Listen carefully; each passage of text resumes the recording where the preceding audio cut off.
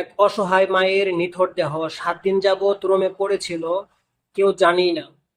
যখন গন্ধ ছড়িয়েছে তখন পুলিশ এসে দরজা ভেঙে দেখে লাশটি পচে গেছে ও পুকে ধরে গেছে।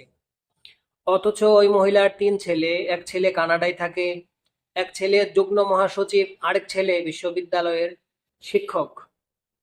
এত উচ্চ শিক্ষিত হওয়ার ফলেও তারা তার মায়ের প্রতি এতটা বেখেয়ালি ছিল।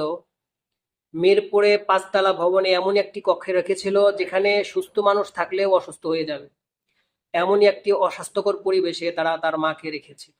এই যে অসহায় মাটি আবদ্ধ করে খাবারের কষ্ট করে, হয়তো শেষ সময়ে ছেলে সন্তানদের দেখতে ইচ্ছে করছিল, এই যে তিক্ত যন্ত্রণা নিয়ে মারা গেল, সেই মায়ের পায়ের নিচেই তো সন্তানের বেহেশত।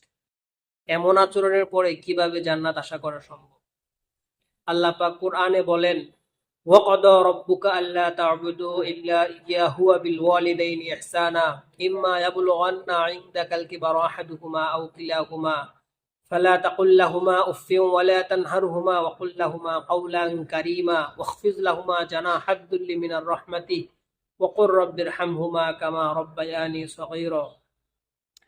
তোমার পালনকর্তা আদেশ দিয়েছেন, তিনি ছাড়া অন্য কারো ইবাদত করো না, এবং তোমরা তোমাদের মা বাবার প্রতি সৎ আচরণ করো।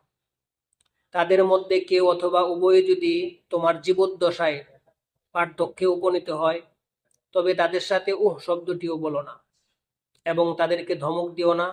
তাদের সাথে সম্মানজনক আচরণ করো, তাদের সাথে সদয় অভিনয়ী হও, তাদের জন্য দোয়া করো।